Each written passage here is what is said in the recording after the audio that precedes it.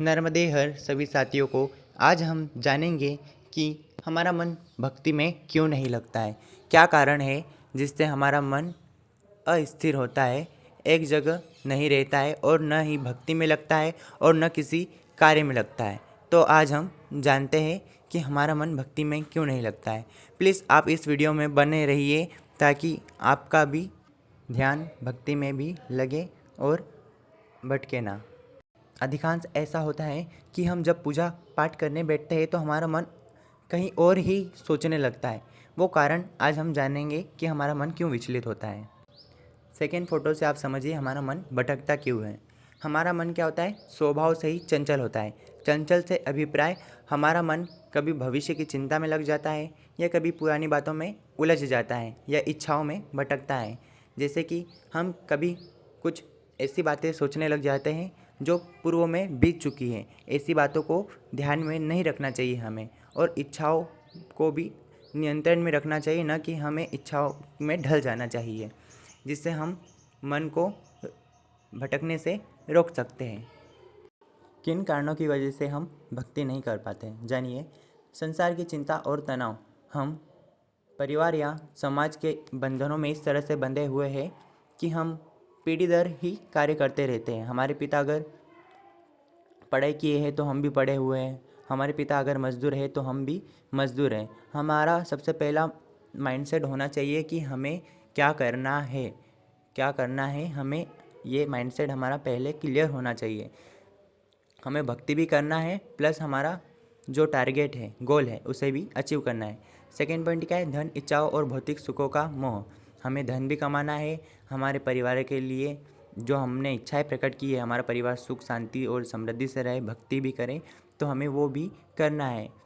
क्रोध, ईर्ष्या और अहंकार और नकारात्मक विचार। हमें कभी भी क्रोध नहीं करना चाहिए, किसी पर ईर्ष्या नहीं करना चाहिए और नकारात्मक विचार कभी भी नहीं करना चाहिए, जिससे हम नकारात्मकता की ओर बढ़े या कुछ भी गलत विचार हमारे मन में धारण कर सकें। चौथा पॉइंट समझिए, भक्ति में रस क्यों नहीं आता। जब मन विकारों से भरा हुआ होता है तो भगवान का स्मरण भी कठिन लगने लगता है। इसका कारण है, जब हमारा मन बहुत सारे विचारों से भरा होता है तो हमें भगवान का स्मरण करना कठिन लगने लगता है। हमारे मन में बहुत सारे विचार होंगे तो हमको भक्ति करने में कई दिक्कतें आती है या भक्ति करने का मन ही नहीं होता है। उदाहरण समझिए, जैसे गंदे पानी में चंद्रमा का प्रतिबिंब नहीं दिखता है, वैसे ही हमारे अशांत मन में भगवान की अनुभूति नहीं होती है।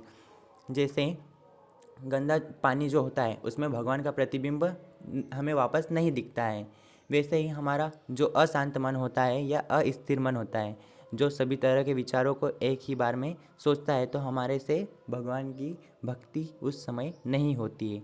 तो हमें हमारे मन को स्थिर करना है ताकि हम भक्ति रस प्राप्त कर सकें, हमारा मन भक्ति में भी लगे। इसके लिए क्या करें, तो देखिए अगला पॉइंट, रोज़ थोड़ा थोड़ा समय भगवान को दें। थोड़ा समय सुबह शाम हमें पूजा पाठ करनी चाहिए, जो हम करते हैं, लेकिन श्रद्धा से करना चाहिए। दूसरे काम उस समय छोड़ दें, भगवान की ही भक्ति करें। जब भगवान सुबह और शाम हम जब करते हैं तब नाम जप करें। हमें रोज़ सुबह और शाम एक एक माला करना चाहिए, जिससे हम भगवान से दूर ना जाएं। भजन सुनना चाहिए और उन्हें दोहराना चाहिए, जिससे हम भजन भी कर सकें। सत्संग करें, धार्मिक ग्रंथ पढ़ें, सेवा और दान करें। हमें भजन सुनना चाहिए और उन्हें दोहराना चाहिए। अच्छे अच्छे धार्मिक ग्रंथ पढ़ना चाहिए, जैसे रामायण हो गए, महाभारत हो गए, नर्मदा पुराण हो गए, बहुत सारे। और सेवा करना चाहिए, हमें बुजुर्गों की सेवा करना चाहिए, अपने माता पिता की सेवा करना चाहिए, और जो भी गरीब असहाय है उन्हें दान करना चाहिए, जिससे हम भगवान के प्रति अपनी श्रद्धा प्रकट कर सकें। अगला पॉइंट है हमारा, भक्ति में नियमितता बहुत ज़रूरी है। भक्ति एक आदत है, जितना नियमित करेंगे उतना मन हमारा भक्ति में लगेगा। जैसे हम रोज़ व्यायाम करते हैं जिससे हमारा शरीर स्वस्थ रहता है, वैसे ही हमें रोज़ भक्ति भी करना चाहिए, जिससे हमारा मन शांत, निर्मल और भगवान के प्रति बना रहे और हमारे मन में कुछ भी नकारात्मक विचार न प्रवेश करें। अगला पॉइंट है हमारा, तुरंत फल की अपेक्षा न करें। हम भक्ति तो करते हैं, हे भगवान हमने इतनी भक्ति की, आज हमें ये आशीर्वाद दे दो, हमें इतना खजाना चाहिए, हमें इतना रुपया चाहिए या हमें ये कार्य चाहिए। भगवान से हमें ये चीज़ें नहीं मांगना चाहिए। हमें सिर्फ कर्म करते रहना चाहिए, फल की इच्छा नहीं करना चाहिए। भक्ति कोई सौदा नहीं है, वह क्या है? प्रेम है, समर्पण है। कुछ दिन से पूजा से चमत्कार की अपेक्षा नहीं करना चाहिए। भगवान को समय दीजिए। भगवान आपसे जीवन में अवश्य परिवर्तन लाएंगे, आपके जीवन को एक नई ऊर्जा प्रदान करेंगे और आपको एक अलग ही पहचान देंगे भगवान। तो आप कभी भी भक्ति इसलिए नहीं करना चाहिए कि हम बहुत सारे बड़े अमीर बन जाएं या हमारे जीवन में बहुत परिवर्तन आ जाए। हमें भक्ति इसलिए करना है ताकि हम हमारे मन को शांत कर सके, हमारे परिवार को साथ में लेके चल सके और हमारे जो भी नकारात्मक विचार हैं उनसे बाहर निकल सकें। अगला बिंदु है हमारा संगति का प्रभाव। हमें किस तरह की संगति करना चाहिए? जैसी संगति आप वैसा रंग। आपने सुना ही होगा कि संगति का असर बहुत भयंकर पड़ता है, तो ये बात सच्ची है। अच्छे लोग भक्ति और सत्संग की संगति से भक्ति का भाव जागते हैं और मन भगवान की ओर आकर्षित होता है। हम ऐसे लोगों के साथ रहें जो पूजा पाठ भी करते हैं और नियमित रूप से आरती संध्या काल में, प्रातः काल में करते हैं और भक्ति भी करते हैं। ना कि ऐसे संगति में रहें जिनके विचार गलत है या वह भक्ति नहीं करते हैं और मांस मदिरा आदि का सेवन करते हैं। ऐसे लोगों के साथ हमें नहीं रहना है। हमें शुद्ध शाकाहारी लोगों के साथ रहना है और उनकी संगति से ही हमें सीखना है और भक्ति भी हमें प्रतिदिन करना है, जिससे हमारा मन स्थिर न रहे।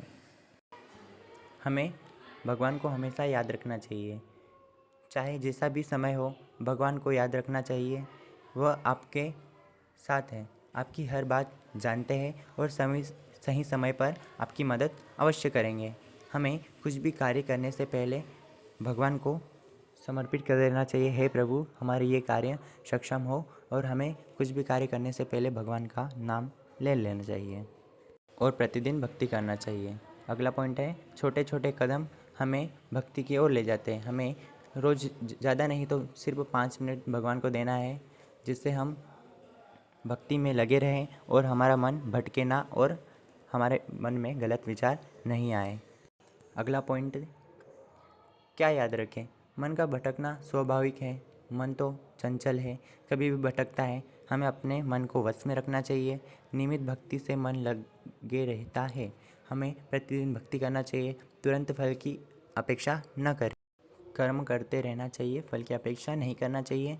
अच्छी संगति और सत्संग करें, अच्छी संगत में रहना चाहिए और प्रतिदिन भजन करना चाहिए। भगवान का नाम लेना चाहिए, भगवान का नाम ही सबसे बड़ा सहारा है। और अंतिम बिंदु के माध्यम से अंतिम संदेश, भक्ति करने का मन न हो तब भी भगवान का दामन मत छोड़िए। आज नहीं तो कल आपका मन अवश्य लगेगा, क्योंकि भगवान से जुड़ने पर ही जीवन में सच्ची शांति मिलती है। हम जितना भगवान से जुड़े रहेंगे, हमारा मन उतना ही स्थिर रहेगा, हमारा मन उतना ही हमारे नियंत्रण में रहेगा और हम किसी भी गलत विचार में न जाएंगे। इसलिए आप हमेशा भक्ति में बने रहें और अपने मन को स्थिर रखें। राधे राधे, नर्मदे हर। और आपको हमारा वीडियो अच्छा लगा हो तो हमारे YouTube चैनल श्रद्धा वेव को सब्सक्राइब कीजिए। धन्यवाद। आपका दिन शुभ हो। राधे राधे, नर्मदे हर।